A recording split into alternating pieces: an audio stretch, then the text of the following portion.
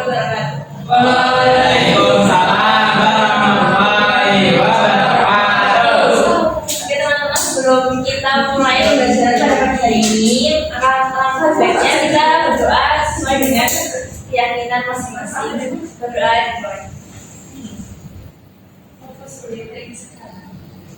Berdoa dan dibatasi. Oke, jadi hari ini kita akan belajar mengenai dasar-dasar akuntansi. Nah teman-teman, sendiri ada yang tahu bahwa akuntansi itu sebenarnya apa? Hitung-hitungnya lewat matematika ya. Nah, hari ini tujuan pembahasan kita adalah yang pertama memahami konsep dan juga manfaat akuntansi. Yang kedua mengidentifikasi memakai informasi akuntansi. Yang ketiga memahami persamaan dasar akuntansi dan yang terakhir membuat laporan keuangan sederhana. Selanjutnya, nah konsep dari akuntansi sendiri adalah akuntansi merupakan sistem informasi untuk mencatat, mengklasifikasi dan juga menyajikan laporan keuangan. Nah seperti pada sebuah toko, sebuah toko itu harus menyajikan laporan keuangan supaya tertata di dalam keuangan itu jelas antara pemasukan dan juga pengeluarannya. Selanjutnya yang kedua adalah menghasilkan informasi ekonomi bagi pihak yang berkepentingan. Nah, manfaat dari akuntansi sendiri yang pertama adalah sebagai dasar pengambilan keputusan, di mana akuntansi membantu perusahaan untuk mengambil keputusan seperti akan menambah modal, memperluas usaha atau membeli persediaan. Hal yang kedua ada mengukur kinerja usaha. Jadi akuntansi itu sudah mengukur kinerja usaha perusahaan. Seperti apakah usaha tersebut itu memperoleh laba atau malah rugi. Lalu yang ketiga membantu perencanaan dan juga evaluasi. Dan yang terakhir adalah menjadi alat pertanggungjawaban. Nah, akuntansi itu terdapat memakai informasi akuntansi ya teman-teman. Ada pihak internal dan juga pihak eksternal. Pihak internal sendiri adalah manajer, pemilik perusahaan ataupun karyawan. Lalu kalau pihak eksternal itu terdiri dari investor, kreditur, pemerintah dan juga masyarakat. Nah, investor ini perlu tahu keuangan perusahaan itu untuk mereka memutuskan apakah akan berinvestasi di perusahaan tersebut atau tidak.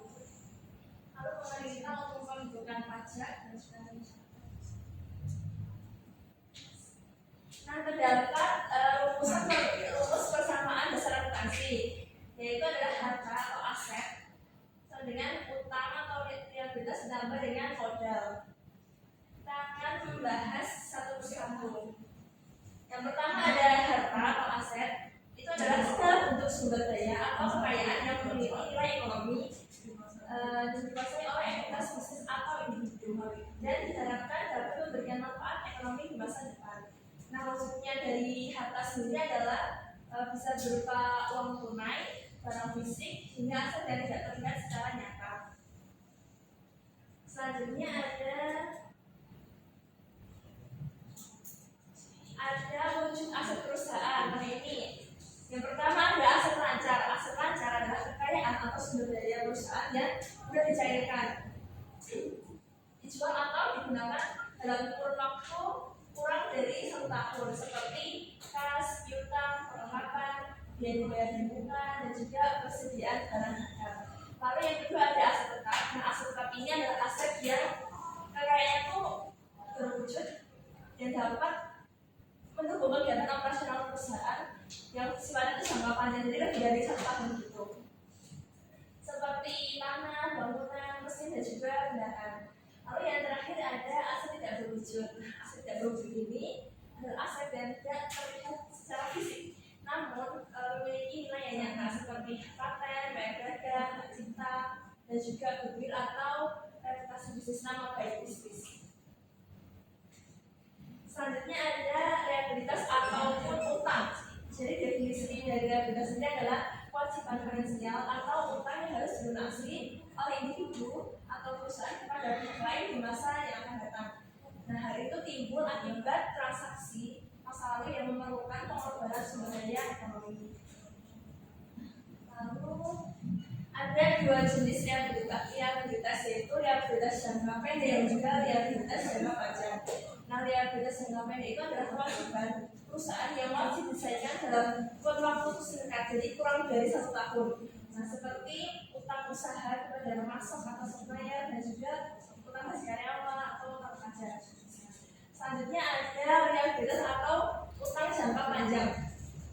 Nah, kalau utang jangka panjang sendiri adalah kewajiban yang jangka temponya itu lebih dari 1 tahun. Contohnya kayak utang bank, obligasi, kredit pemilikan, properti. Selanjutnya ada ekuitas. Ekuitas itu kayak modal. Jadi ekuitas adalah hak pemilik atas aset sebuah perusahaan setelah dikurangi dengan jumlah kewajiban. Nah, dalam akuntansi ekuitas itu adalah bagian dari laporan keuangan yang memperlihatkan seberapa besar pemilik atau pemegang saham itu memiliki klaim atas aset perusahaannya. Nah, itu mencakup ekuitas yang diperoleh dari modal awal, bertahan dan juga investasi lainnya. Nah, komponen utama dari ekuitas adalah modal awal, pendapatan, beban, dan juga klaim. Itu adalah pengambilan pribadi. Jadi misal kalau ini pemilik perusahaan menyetorkan modal untuk menahan periode ingin mengambil modal yang pribadi, bisa nanti pakai akun track atau pengambilan pribadi. Selanjutnya terdapat pengaruh transaksi terhadap persamaan dasar akuntansi. Jadi setiap transaksi keuangan itu selalu mempengaruhi minimal 2 unsur dalam persamaan akuntansi. Namun persamaan tersebut harus selalu tetap seimbang. Nah, yang pertama ada transaksi yang menambah aset. Nah, transaksi ini itu menyebabkan sisi kiri persamaan aset bertambah diimbangi oleh tambahnya utang, tambahnya modal atau berkurangnya aset lain. Contoh situasinya adalah yang pertama, pemilik menyetor uang tunai, maka kas pada perusahaan itu akan bertambah dan juga modal pemilik itu tambah. Lalu yang kedua ada perusahaan meminjam uang dari bank, maka kan utang perusahaan kan bertambah ya. Jadi kasnya bertambah karena ada pinjam uang di bank, tapi juga utang pada bank tersebut bertambah. Betul. Lalu yang ketiga ada membeli peralatan secara tunai, maka peralatan perusahaan bertambah, itu asetnya bertambah. Lalu juga kasnya berkurang karena untuk membeli peralatan tersebut. Selanjutnya ada transaksi yang menambah utang. Nah, transaksi ini menyebabkan kewajiban perusahaan kepada pihak lain itu bertambah. Biasanya diimbangi bertambahnya aset atau berkurangnya modal. Contoh situasi ini adalah yang pertama, misalnya perusahaan membeli perlengkapan secara kredit, maka perlengkapan pada perusahaan tersebut akan bertambah. Namun utang negara juga akan bertambah karena perusahaan membeli perlengkapan secara kredit. Lalu yang kedua, meminjam dana dari kreditor. Meminjam dana dari kreditor berarti menambah kas perusahaan juga yang akan mendapatkan dana, tapi juga akan menambah utang. Selanjutnya, beban yang belum dibayar. Nah, beban ini akan mengurangi modal dan utangnya juga akan bertambah. Selanjutnya adalah transaksi yang mempengaruhi modal. Modal dipengaruhi oleh 3 hal utama. Yang pertama adalah seorang pemilik, pendapatan, dan juga beban atau pengambilan dividend private tadi. Nah, kalau pemilik menyetorkan modalnya, maka akan bertambah pada perusahaan. Lalu yang kedua adalah pendapatan diterima, itu membuat modal bertambah juga. Lalu membayar beban akan mengurangi modal.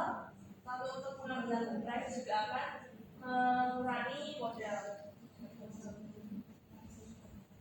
Nah, ini ada contoh kasus transaksi yang mempengaruhi ekuitas. Yang pertama ada investasi modal awal. Ini akan menyebabkan penambahan ekuitas. Contoh transaksinya adalah misal Tuan Budi menyetor uang tunai sebesar 10 juta sebagai modal awal perusahaannya.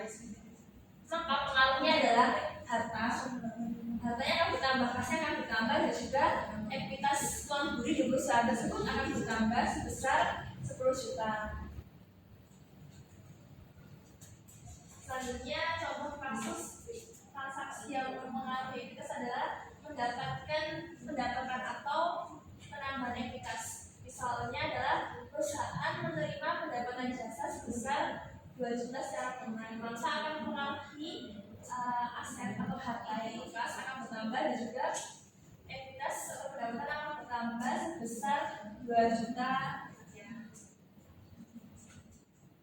Ya, ketika ada pref atau penarikan pribadi yang bisa saya jelaskan, itu pengurangan ekuitas. Misalnya adalah konti yang mengambil uang kas perusahaan sebesar 1 juta untuk keseluruhan pribadinya, maka pada laporan akuntansi akan dicatat sebagai harta atau kas yang berkurang dan juga ekuitasnya berkurang sebesar 1 juta.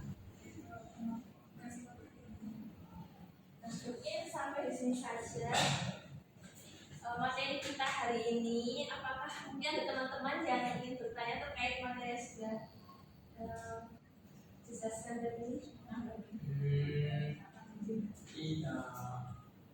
Oh, kalau nggak ada berarti kita ngerjain soal saja. Berarti kan harusnya udah pada paham yang sudah dijelaskan tadi. Nanti juga kita akan membuat laporan keuangan ya teman-teman. Tapi yang ini sekarang ini dulu, nanti selanjutnya akan membuat laporan. Oke. Banyak banget ya Bu. Banyak banget Bu. Gak apa-apa kan nih, dan saya jelaskan kesempatan dulu. Ya aku.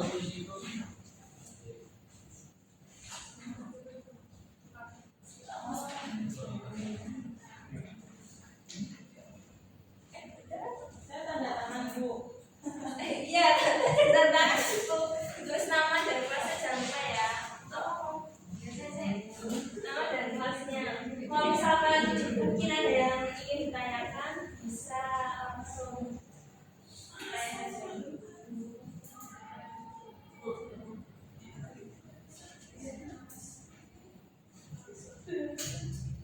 Bisa nggak? Susah.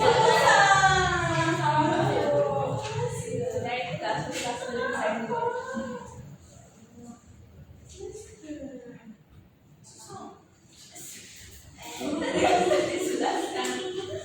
Dari kerjaan misalnya sudah kerjaan dulu. Masuk jawabannya. Nanti kalau misalnya udah saya semua, dan dikasih jawaban. Ibu ini ada refleksi belajar, tapi setelah ada ini kok saya nggak refleksi. Coba dikerjain dulu Mbak Fadli, bisa. Coba dikerjain yang itu deh, jangan jalan dulu, nanti yang refleksi nanti aja. Terakhir, isinya juga nanti aja.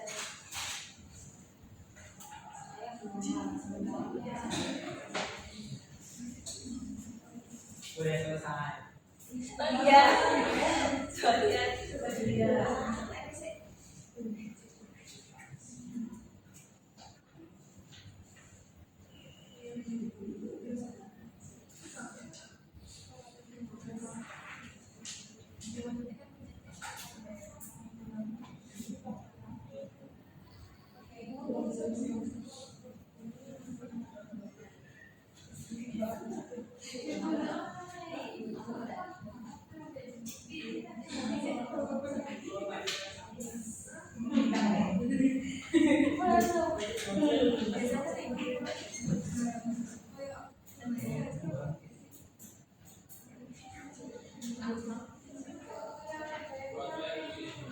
Dulu berapa DPR? Cek dulu. Ibunya galak. Lama, aku nggak suka. Ibu nggak mau ngejar. Coba dulu. Saya dulu. Ya mau. Bu, tanda tangan aja ya. Kok punya murid ini semua ya? Aku kasih kejap. Ibu nggak mau ngejar. Ibu. Coba saya dari dia aku nggak dapat soalnya. Ya, kurang ini soalnya masih ada bisa nih. Saya dia bantuin. Nanti kalau nggak kerja saya dapat nilai. Biar apa Bu konten kayak gitu? Iya. Iya, ini baru kelihatan. Maksudnya udah ya kita bukan semua ya.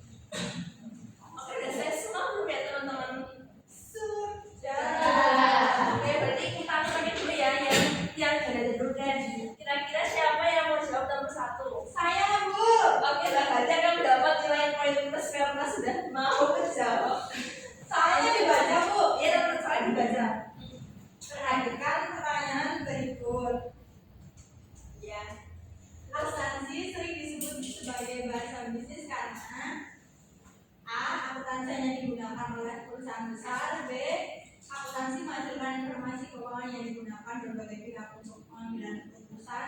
C. Akuntansi wajib digunakan oleh semua orang dalam kehidupan sehari-hari. D.